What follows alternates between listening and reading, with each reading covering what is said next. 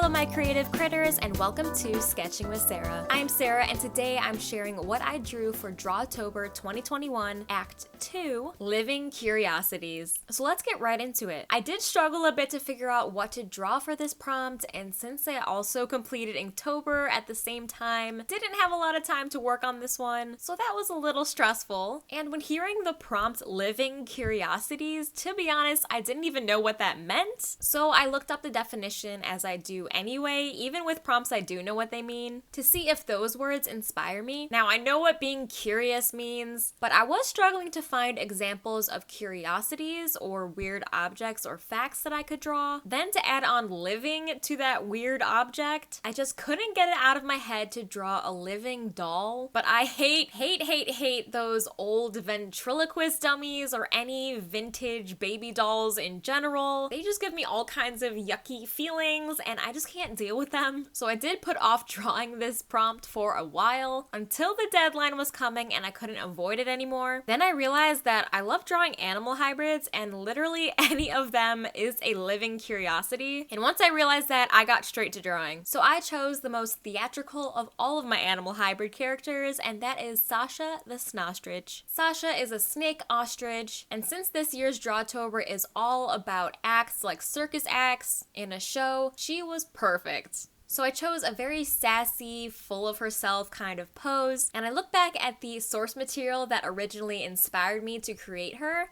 and her design to begin with, and that is the ballerina ostriches from Disney's Fantasia. I just love that scene, and I was so inspired by the animation and how fluid and how much personality is shown in that scene through the characters. And I did rewatch it a few times, trying to figure out a nice, I know I'm beautiful type of pose. So I sketched the pose in my watercolor pencil and built up the pigment where I wanted more color and started softening it with my water brush pen. Then I went back and forth with my watercolor pencils and my water brush pen to add more contrast and more saturation in different areas. Normally I would go back and forth way more and add little details and really refine the feathers, especially I feel like I would do. But as I mentioned, I didn't have a lot of time to work on this drawing. But hey, who says I can't come back to it later and rework it or even try again with more care later on?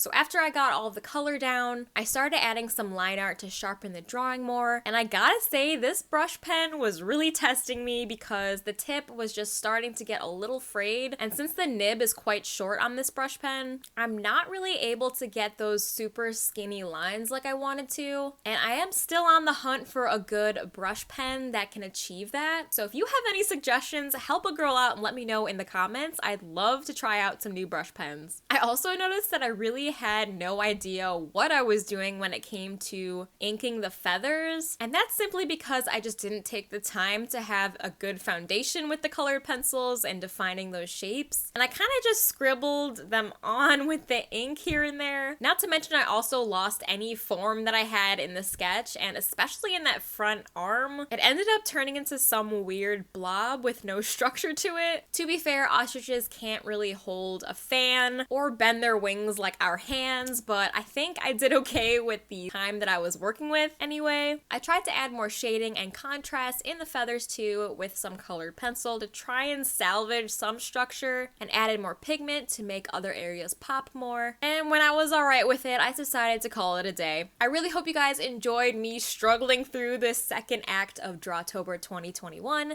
with the prompt Living Curiosities. This is definitely a sketch I plan to rework or try again in the future and maybe turn into a digital print someday, but we shall see. Which, by the way, if you don't know, I sell prints on my website, so if you wanted to purchase previous illustrations that I have done that are on my website, please do that. You'd be supporting me and I would really appreciate it. I do also have Patreon if you want to support me in that way as well.